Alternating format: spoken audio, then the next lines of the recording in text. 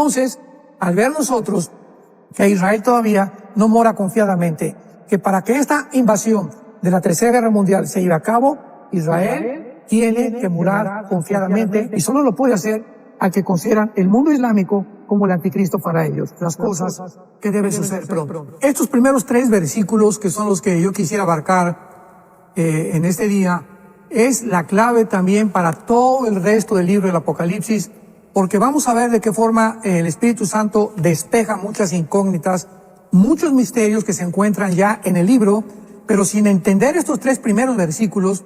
Por eso le quise nombrar la revelación de Jesucristo, porque los primeros 3 versículos nos dan la clave de todo el libro.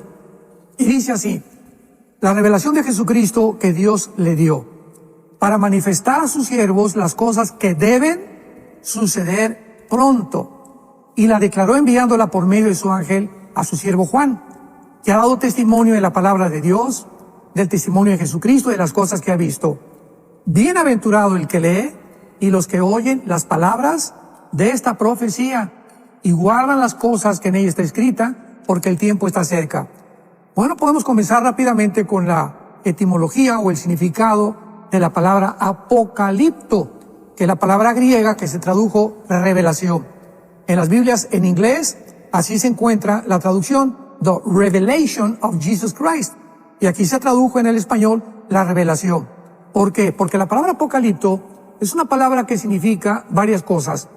En los tiempos de Grecia, antes del Imperio Romano, cuando un escultor hacía una gran estatua, o cuando un pintor hacía un gran cuadro, pues se guardaba para inaugurar este día y darle un aspecto especial a ese cuadro o a esa estatua, pero las cubrían con una manta. Entonces se reunía la gente, invitaban a príncipes, invitaban a la realeza de diferentes naciones a que los acompañaran, y en ese momento quitaban la cortina o la manta que cubría tanto la estatua como la pintura, y este hecho de descubrir la cortina es la palabra apocalipto, que significa literalmente correr el velo o descubrir la cortina.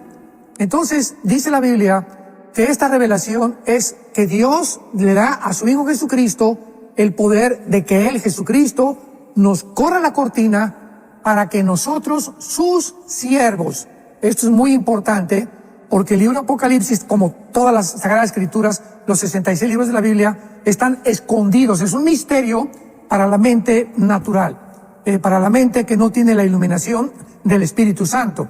Entonces una mente puede ser muy intelectual, tú puedes ser muy inteligente, tener 4 o 5 doctorados en doctrinas políticas, en filosofía y letras, y venir a la Biblia y no entenderla, y por eso se le hace locura a los ateos y a la mayor parte de la gente, porque no la pueden entender. Es una revelación a los siervos, a los que seguimos a Jesús. Es un privilegio que Dios nos da. Entonces, se nos corre la cortina para asomarnos hacia el futuro. Y es muy importante, como lo vamos a ver más adelante, por qué Dios está tan interesado en que nosotros conozcamos, como dice la Biblia, las cosas que deben suceder pronto. En el versículo 3, porque el tiempo está cerca. ¿Cuál es la característica principal en los atributos divinos para que Dios esté interesado en que nosotros conozcamos qué va a suceder? La tempestad que se viene sobre el mundo, la tormenta que está ya por venir, ya comenzó el aguacero, viene una tormenta sobre el mundo inimaginable, en la que el mundo va a ser sorprendido como en los tiempos de Noé. Noé predicó casi 120 años, va a llover, arrepiéntanse, y la gente burlándose. Actualmente encontramos tantas burlas.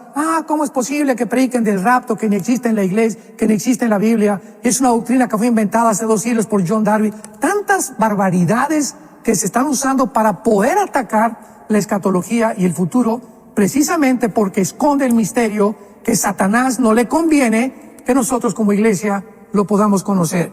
Entonces, por eso comienza la Biblia, el descubrimiento que Jesucristo nos da para manifestar a nosotros los siervos las cosas que deben suceder pronto. Y aquí vamos a encontrar, en primer lugar, la respuesta, la quiero dar muy breve. ¿Por qué Dios quiere que nosotros conozcamos el futuro? ¿Por qué durante los últimos 20, 30 años no se ha predicado el Apocalipsis?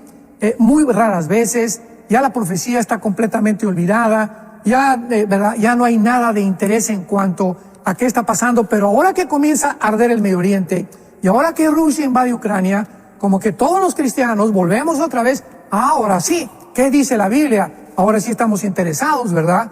Pero es que debemos siempre estar interesados porque Dios no quiere sorprendernos ni que como un ladrón en la noche sucedan estas cosas en nuestra vida. En primer lugar, ¿por qué quiere Dios revelarnos el futuro? Yo pienso que en primer lugar, para que nos preparemos para recibirle. Dice en Lucas capítulo 21, versículo 34, mirad también por ustedes mismos. Vean la advertencia de Dios para el futuro, que nuestros corazones no se carguen de glotonería y embriaguez y de los afanes de la vida, y venga de repente sobre vosotros aquel día. Ese día que está mencionando el evangelista Lucas, ¿a qué día se refiere? Pues se refiere, ¿verdad?, a la tempestad que se viene sobre el mundo. Y Dios no quiere que nosotros permanezcamos ignorantes y que caiga sobre el mundo y de repente nosotros nos preguntemos qué está pasando. No, tenemos que saber qué va a pasar para tener paz. Pero dice el versículo 35, como un lazo vendrá sobre todos los que habitan sobre la faz de la tierra. Velad pues en todo tiempo, escuchemos esto, orando para que seamos tenidos por dignos, para que podamos ser considerados dignos de escapar de todas estas cosas que vendrán, por el amor de Dios. ¿De qué cosas quiere Dios que escapemos? Pues de la tribulación.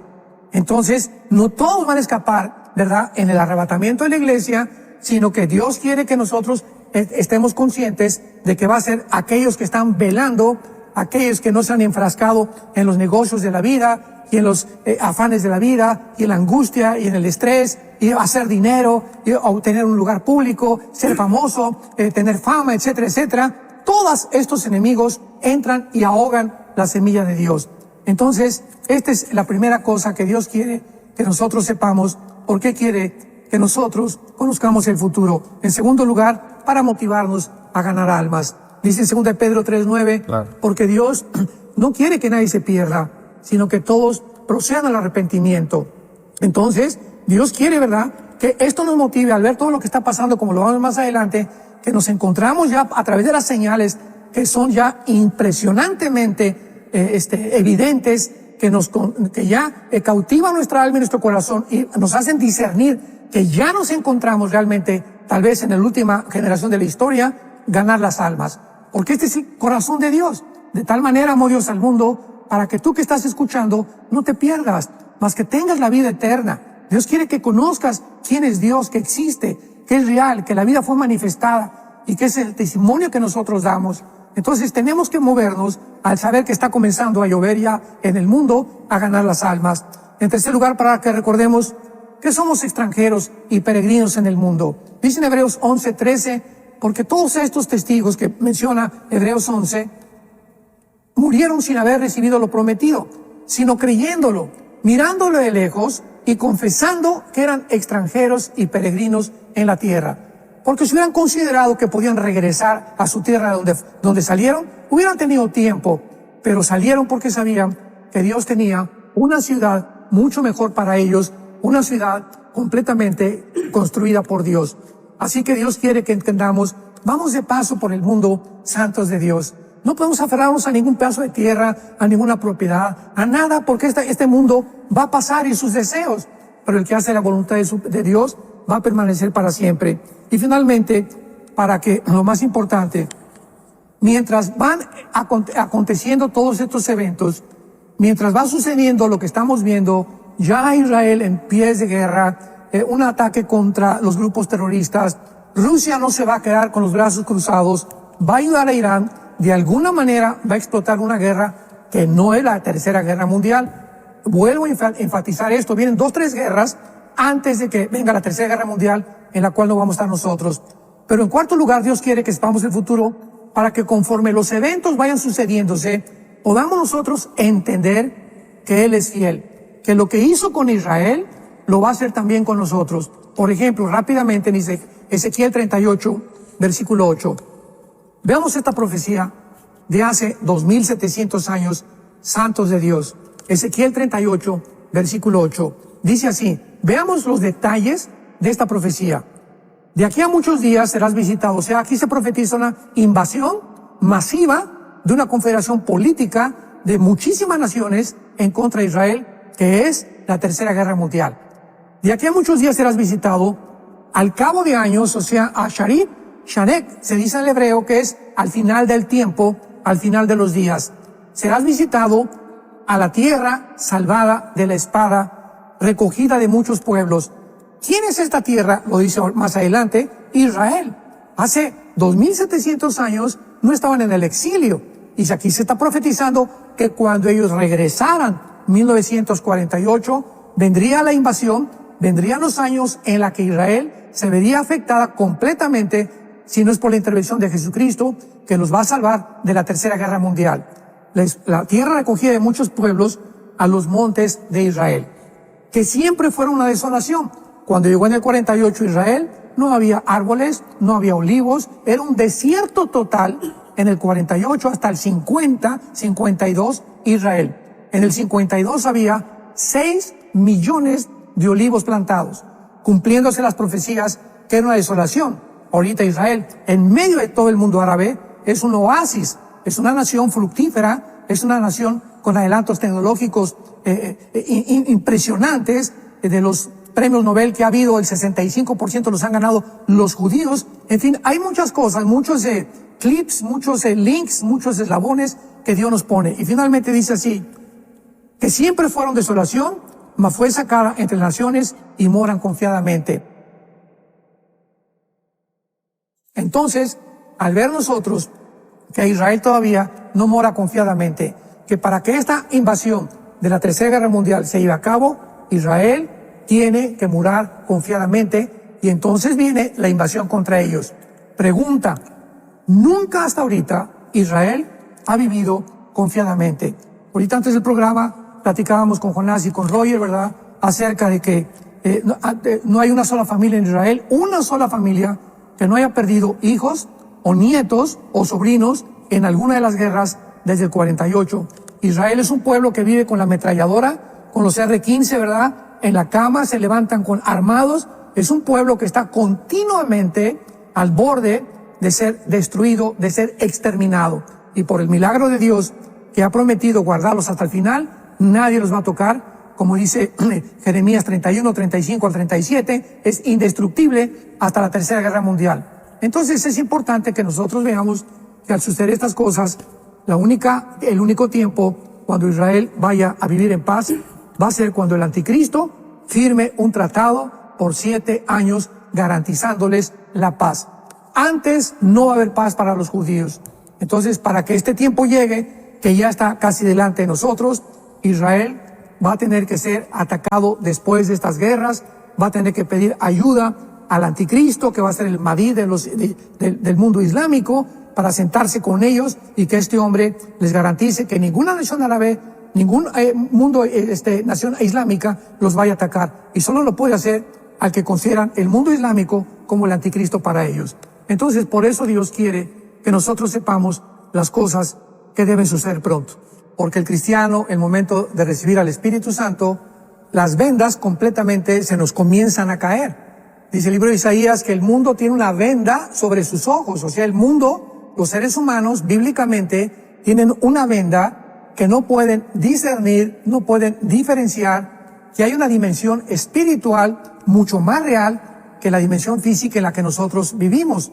Y cuando las vendas se nos caen por primera vez en lo que se llama el nuevo nacimiento o la regeneración del Espíritu Santo, después de que hemos creído lo que Jesús hizo en la cruz en nuestro lugar, el Espíritu Santo nos comienza de una forma progresiva a quitarnos la cortina para que comencemos a ver la A, la B, la C, como cualquier niño aprendiendo, y como niños recién nacidos, que deseemos la ley espiritual, que deseemos conocer a Dios, que deseemos estudiar la Biblia, que deseemos ir a los estudios bíblicos, que oigamos el domingo al pastor que predica con atención, que llevemos nuestra Biblia el domingo, porque ya los cristianos ni el domingo llevan la Biblia ya a la iglesia. Esto es una tragedia, es una barbaridad esto.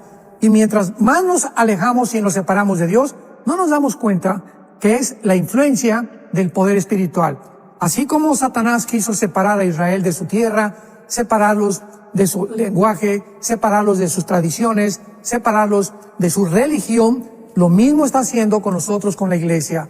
La estrategia principal de Satanás es tratar de separarnos de Dios, que no tengamos diario un devocional con Cristo, que no tengamos contacto diario con la Biblia, que no tengamos contacto diario en oración con Dios para platicar, que no tengamos contacto con nuestros hermanos cristianos. Esa es la estrategia satánica, porque esto pasa de una forma desapercibida y sin que tú te des cuenta. Hay un momento en que ya estás completamente fuera del camino. Cumples y vas el domingo a la iglesia, pero no te has dado cuenta que cómo te has enfriado. No tienes ya amor por las almas, ya no tienes amor para ofrendar a la obra de Dios generosamente. Tu objetivo ya no es Jesucristo, ni la vida con Dios, sino tu objetivo, repito, se ha volcado completamente en esta vida. Y es cuando dice la Biblia que la semilla se apaga y estos son los que van a lamentar. Dice el Espíritu Santo aquí en el versículo 1 que esta revelación Dios se la dio a Jesucristo. Jesucristo usó a su ángel, a su siervo Juan. Cuando Juan escribe el libro del Apocalipsis, escribió en su primera carta estas palabras, la primera carta de Juan, capítulo 1. Lo que era desde el principio, lo que hemos visto, lo que hemos oído, lo que hemos contemplado y palparon nuestras manos tocante al verbo de vida, porque la vida fue manifestada. Dice el testimonio que Dios le da a Juan para que Juan nos lo dé a nosotros. Juan dice, nosotros vimos, oímos, tocamos al verbo de vida, aquel que tenía la vida, aquel por cuya vida nosotros existimos. Nuestras manos lo tocaron, porque nuestras manos tocaron y palparon la vida, porque la vida fue manifestada. Y nosotros damos testimonio que esta vida se encuentra en la persona de su Hijo Jesucristo, para que tengamos comunión unos con otros, y nuestra comunión verdadera es con Jesucristo, su Hijo unigénito y amado por Dios. Entonces, por eso dice el Apocalipsis, que es la revelación final que Dios le da al apóstol Juan, que este testimonio Dios se lo dio al apóstol Juan. Y dice el versículo 2, que ha dado testimonio. Vean ustedes el testimonio de Juan. Número 1, ha dado testimonio de la palabra de Dios. ¿Eres cristiano? Hechos 1:8, recibirán poder cuando el Espíritu Santo haya venido sobre nosotros y me serán testigos. El principal objetivo del Espíritu Santo no es hacernos sentir, porque hay cristianos que dicen, pues quiero sentir a Dios y quiero sentir, y caen, como dicen Colosenses 2, en experiencias místicas, emocionales, sentimentales, en las que podemos ser engañados. Pero cuando venimos a la palabra, esto nos va a salvar de poder vivir una vida la que realmente le agrada a Dios. Y la vida que realmente le agrada a Dios es si nosotros estamos hablando al mundo de lo que hizo Jesucristo en la cruz. Yo te pregunto, ¿a alguna persona desde que te convertiste le has hablado de Jesucristo en tu escuela, en tu bufete jurídico, en tu consultorio médico, en el área del gobierno, algún senador, algún presidente? Cuando has estado con el presidente, tal vez ustedes que nos escuchan, que son senadores o diputados, han dado oportunidad de hablar al presidente o a personas importantes acerca del amor de Dios en la cruz del Calvario. Para eso vino el Espíritu Santo. Y Dios no nos ha dado espíritu de temor, sino de poder y de valor. Entonces, tenemos que imitar a Juan si queremos conocer el futuro y vivir en paz. Dar testimonio de Jesucristo es nuestra principal responsabilidad. Y en segundo lugar, dice la Biblia, y del testimonio de Jesucristo. ¿Qué es el testimonio de Jesucristo? Que Dios fue crucificado, fue enterrado y fue resucitado a los 3 días. El mundo no lo sabe, y nosotros somos los atalayas, somos los heraldos, somos los predicadores, los que debemos de proclamar este glorioso evangelio de la gracia de Dios, que Jesucristo fue crucificado, enterrado y resucitado a los 3 días. Y este mensaje el mundo lo tiene que escuchar. ¿Cómo lo va a escuchar si no es a través de nosotros? Dice Romanos capítulo 10, pero ¿cómo van a escuchar si no hay quien les predique? ¿Y cómo van a predicar si no hay quien los mande? Y si no hay quien los mande, entonces ¿cómo se puede oír? Gracias a Dios, una televisora como en Enlace, que está alcanzando a millones de personas, es el medio más idóneo para que tú puedas invertir en esta televisora. ¿Por qué? Porque estamos dando a conocer lo que hizo Jesucristo en la cruz del Calvario. Otras televisoras son telenovelas y chispirito y babosadas, ¿verdad? Que está llena la televisión de tantas barbaridades. ¿Cuántas televisoras hispanas existen? Las cuentas con los dedos de la mano. Entonces aprovechemos esto de que podemos obtener esta televisora para dar testimonio de que Jesucristo, el Hijo de Dios, fue muerto, crucificado, resucitado y viene pronto por nosotros. Y dice el apóstol Juan, y de todas las cosas que ha visto, que fue lo que contamos en su primera carta. Ellos vieron a Jesús, tocaron a Jesús, oyeron a Jesús, caminaron con Jesús, desayunaron con Jesús, comieron, cenaron con Jesús. Y al final Juan fue el único apóstol en la cruz, con la mamá de Jesús, María Magdalena y otras mujeres, el único que estuvo al pie de la cruz, escuchando todo lo que Cristo dijo en sus últimas 7 palabras. Así que esto es maravilloso, que podamos nosotros experimentar realmente lo que es la vida cristiana. Finalmente podemos nosotros concluir. El versículo 3, hay una bienaventuranza, que son muy pocas, desde el Sermón del Monte, Mateo 24, Marcos 13, Lucas 21, bienaventurados los pobres en espíritu, bienaventurados los que serán consolados, etcétera, etcétera. Hasta ahorita en el Nuevo Testamento, porque eso perteneció al Antiguo Testamento, los Evangelios, encontramos una bienaventuranza. Es tan importante que nosotros entendamos que Dios quiere que conozcamos el futuro, que hasta Dios nos promete una bendición especial, específica a los que oyen y leen el libro del Apocalipsis. Bienaventurado, y esta palabra es la palabra griega Makarios, con K de kilo, Makarios, que significa dichoso o feliz. Vamos a traducirlo: dichosos y felices los que leen y los que oyen las palabras de esta profecía y guardan las cosas escritas, porque el tiempo está cerca.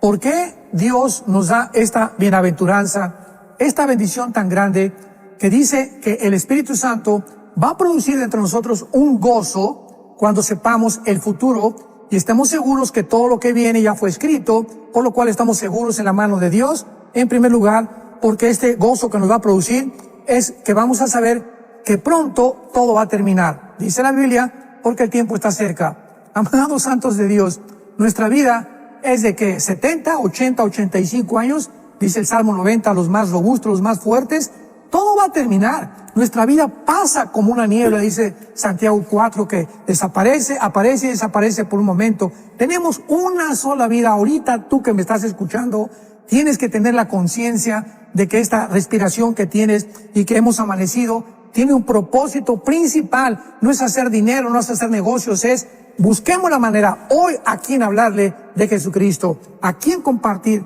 a la mesera, a la que vende las tortillas, al elevadorista en el hotel, a la persona que te atendió en el aeropuerto, si tienes una oportunidad, a la persona que va contigo en el avión, junto en el autobús. No desperdiciemos ninguna oportunidad, como dice 2 de Timoteo 4, prediquemos el Evangelio a tiempo y fuera de tiempo. No hay un tiempo especial, es todo el tiempo que podamos, hablemos de Cristo. Entonces, por eso es la bienaventurada, porque sabemos que el tiempo está corto. Dice Tito 2, 11 al 13, aguardando la bienaventurada esperanza y manifestación gloriosa de nuestro Señor Jesucristo. El tiempo está cerca. Esto fue escrito hace 2000 años. Me podrás preguntar, ¿cómo que el tiempo está cerca si han pasado 2000 años? Porque el tiempo está cerca para ti y para mí en el día de nuestra muerte. Entonces Dios considera eso. A cada ser humano que ha nacido hace 2000 años, el tiempo se nos acaba. 70 llegaron unos, 80 unos. Ahorita el expresidente, acabo de leer, Jimmy Carter, celebra 100 años de su cumpleaños, que son garbanzos de la libra, ¿verdad? El predicador Billy Graham, también del siglo pasado, casi llegó a los 100 años de edad. Son muy pocas las personas, pero tú y yo no sabemos qué tiempo vamos a tener. Por eso el tiempo está cerca, porque el tiempo está cerca de nuestra muerte. Entonces tenemos que conocer, antes de que Dios nos llame a casa, el glorioso Evangelio de Cristo. Y porque conociendo el futuro, pues nos libra de temor, de la ansiedad, del estrés, de la depresión, sabiendo que Dios está al control de todas las cosas. ¿Quién nos separará, dice Romanos 8, del amor de Cristo? ¿Quién podrá condenarnos cuando hemos sido justificados por su sangre? Ni los ángeles, ni los demonios, ni lo porvenir, ni nada, ni nadie, ni enfermedad nos podrá separar jamás del amor de Dios que es en Cristo Jesús. ¿Por qué estamos tan seguros de esto? Porque Él murió en la cruz y porque nos está mostrando lo que va a suceder, para que cuando suceda nos acordemos que Él nos los reveló con mucha anticipación.